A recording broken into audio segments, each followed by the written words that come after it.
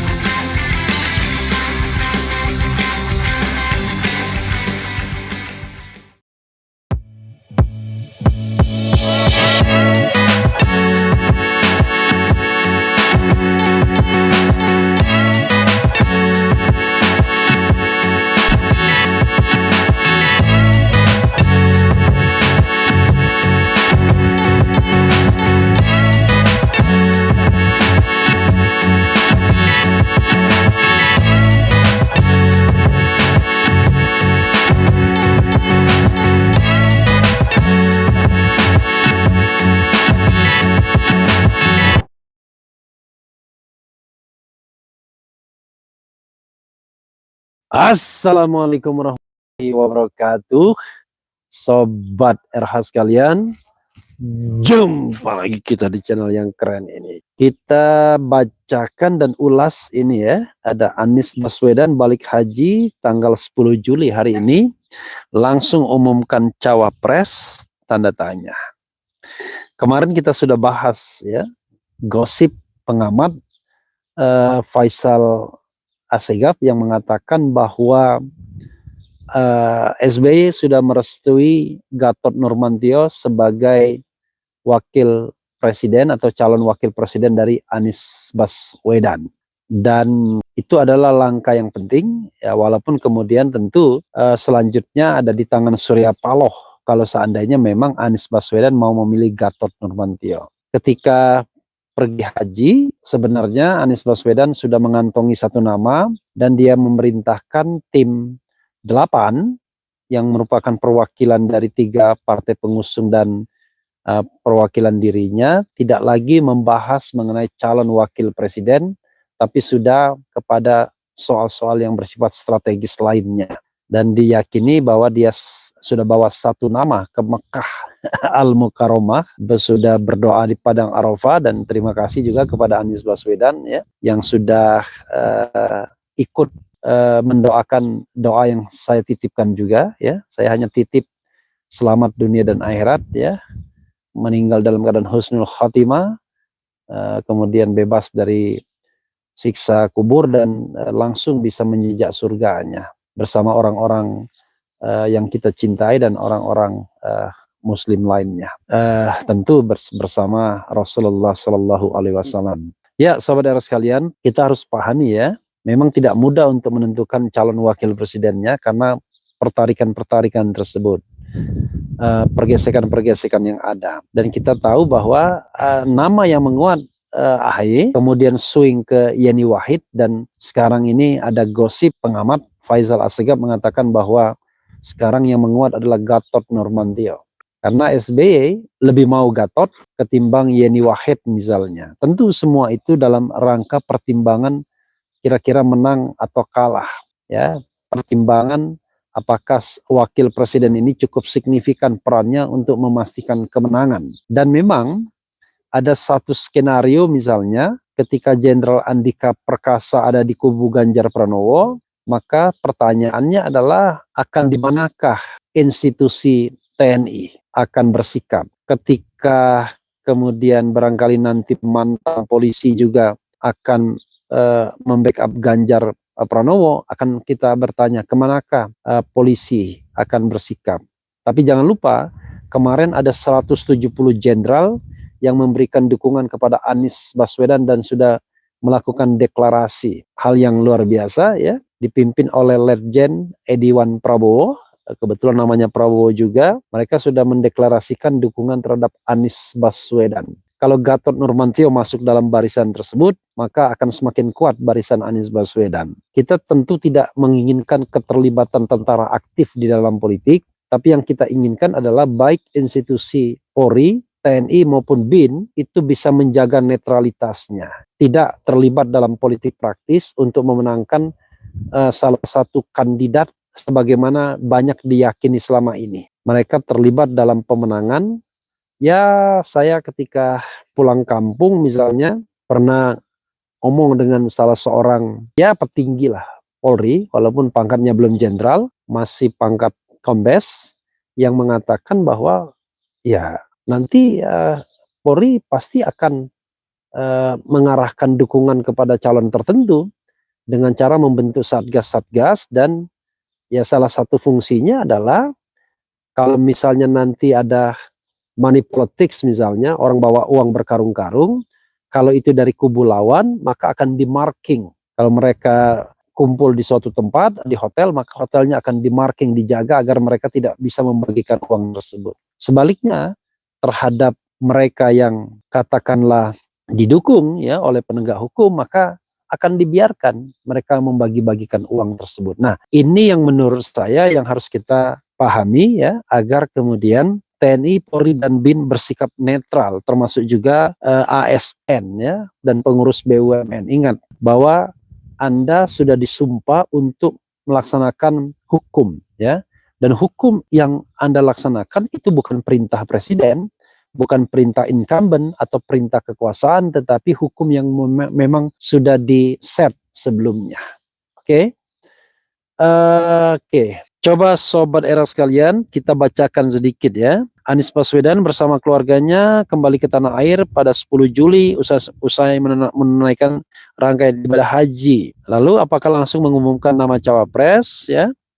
Rencana tanggal 10 Juli kembali, kata juru bicara Anies Surya Chandra. Di sisi lain belum ada tanggal pasti pengumuman nama cawapres pendamping Anies di Pilpres 2024. Saat ini pihaknya masih menunggu waktu yang tepat untuk mengumumkan hal tersebut. Masih dipertimbangkan kapan waktu tepat umumkan cawapres. Sebelumnya, bakal capres Koalisi Perubahan KPP Anies Baswedan masih belum mendeklarasikan siapa bakal cawapresnya ya, Koalisi Perubahan untuk Persatuan KPP. Partai Demokrat berharap Anies tak mendeklarasikan cawapres pada last minute. Ya, sebaiknya begini, kalau melihat masa kampanye yang hanya 75 hari, kita kan harus objektif. Masa kampanye itu hanya 75 hari, masa pendaftaran hanya sekitar 1 bulan. Kan itu butuh penyelarasan pada waktu ditetapkan koalisi, calon presiden dan calon wakil presiden. Tentu harus disusun visi misi program kerja, apalagi menyangkut masalah konsepsi perubahan ke depan, kata Ketua DPP Demokrat Herman Khairon kepada wartawan. Herman mengatakan sosok cawapres Anies harus bisa menjadi figur perubahan seperti yang diusung Anies. Menurutnya cawapres Anies harus mampu merepresentasikan perubahan. Kalau melihat representasi yang memang mampu menjadi figur perubahan itu kan Mas Anies sebagai capresnya. Ya, kita juga harus cari cawapresnya yang juga mampu merepresentasikan perubahan juga sebutnya. Herman khawatir masa kampanye yang cuma 75 hari tak cukup untuk sosialisasi program. Dia mengatakan partai koalisi juga perlu waktu untuk mengkampanyekan Anies dan cawapresnya nanti. Ya, Sobat Era sekalian, persoalannya sepertinya Demokrat selalu ingin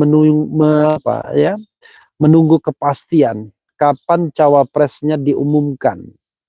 Padahal is it necessary untuk segera diumumkan? Ya, tentu jawabannya iya dan tidak ya. Dari sisi Demokrat tentu jawabannya iya, karena ingin memastikan apakah AHY akhirnya jadi dipilih sebagai calon wakil presiden setelah terus memarking Anies Baswedan. Tapi bagi Anies Baswedan tentu barangkali akan tidak menguntungkan kalau cepat-cepat mengumumkan, karena akan diketahui lawan. Sebenarnya kan kita harus lihat lawannya memajukan siapa, lalu siapa panacea-nya, obatnya untuk melawan pasangan yang sudah diajukan kubu lain misalnya. Katakanlah Prabowo dengan siapa nantinya, Ganjar dengan siapa nantinya.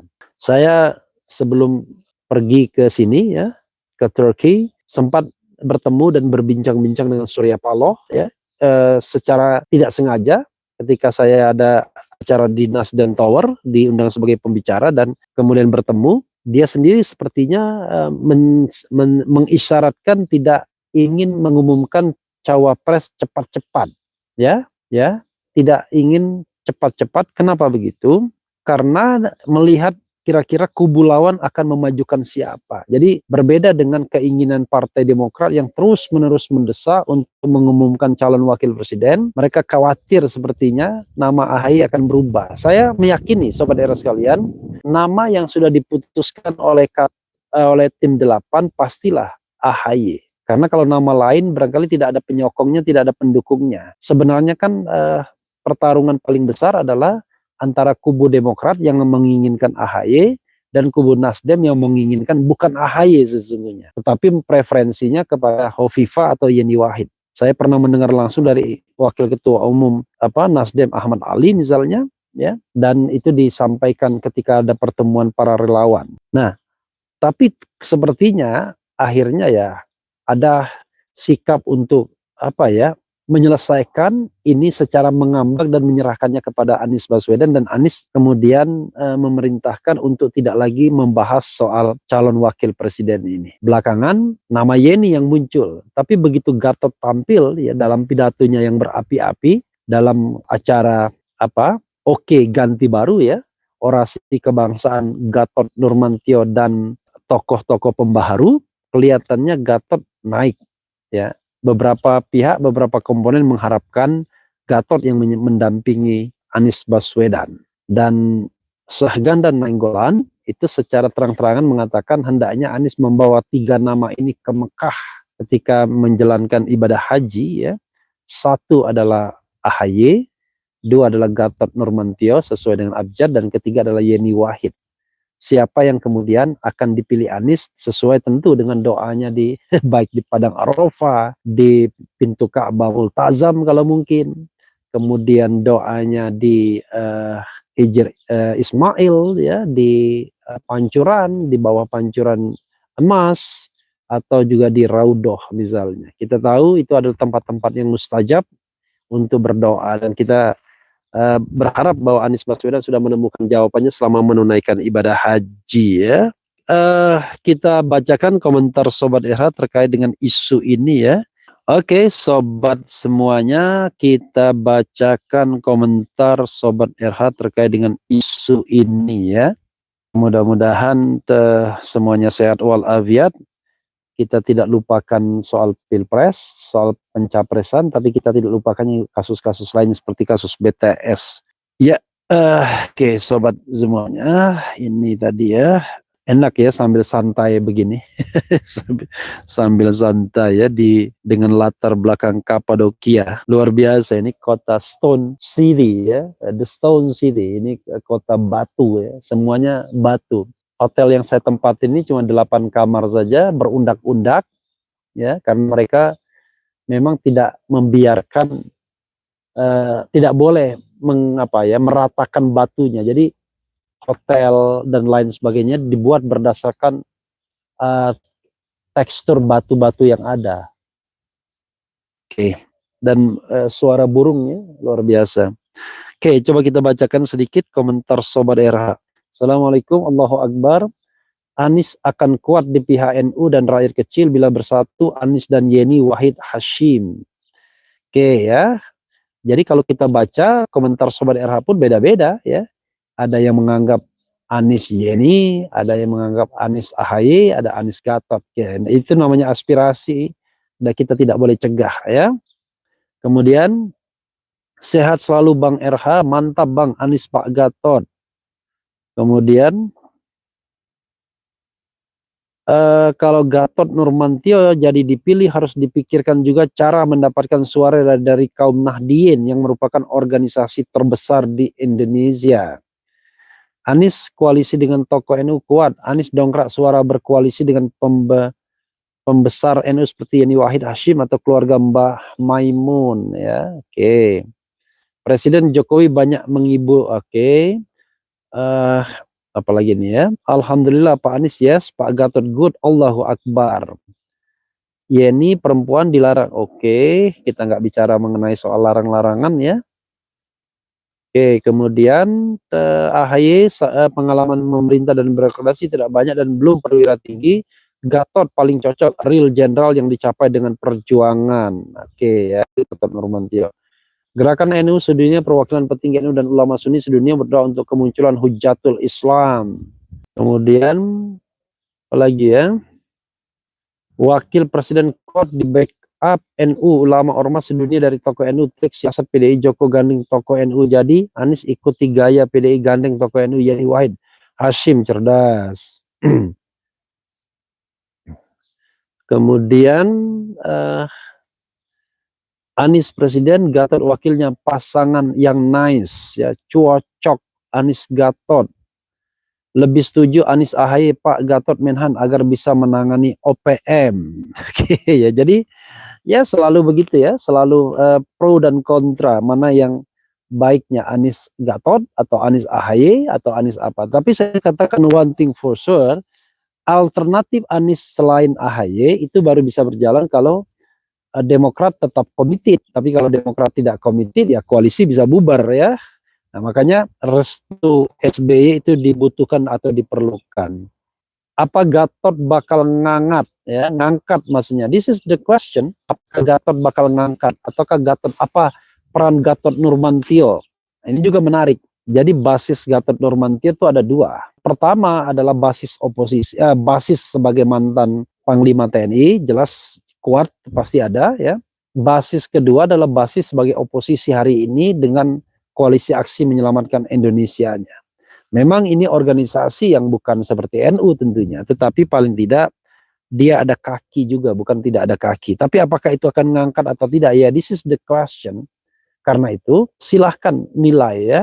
Karena kan saya katakan yang dibutuhkan Anies itu tidak hanya penambahan suara, tetapi juga pengamanan suara. Nah, kalau kita bicara pengamanan suara, apakah Gatot orangnya atau tidak? Yang jelas dia adalah Panglima TNI, jenderal, senior, dan tentu dia punya kekuatan untuk mengerahkan dalam tanda kutip pasukannya ya, dengan cara yang benar tentunya. Kemudian Pak Refli bahas Jisdong yang akan dilaporkan audit total oleh pendukung pemerintah terkait ketidaksesuaian desain yang dibuat Buro Hapol dengan hasil konstruksinya yang dikerjakan BUMN dan BUMD. Ya nanti kita bahas lah ya, karena seperti saya katakan saya berpergian sudah 6 hari dan baru sempat 2 kali live ya. Kalau syarat cawapresnya berani, tentu saja Pak Gatot sosok yang paling cocok ya. Kemudian kenapa Refli Harun yang jadi wakil sama-sama mantan pecatan ya, Fauzan Fikal tidak maju-maju. Narasinya pasti narasi orang bodoh ini ya. Ya sobat era sekalian, itu saja ya, makin dingin dan sebentar lagi mudah-mudahan buka tempat breakfastnya, dan anginnya luar biasa sepoi-sepoi ya, lebih dingin dibandingkan puncak tentunya ya, karena ini sebenarnya Kapadokia ini masih daratan Asia ya, kalau Istanbul daratan Eropa. Itu saja sobat era sekalian, wassalamualaikum warahmatullahi wabarakatuh. Keren, cadas.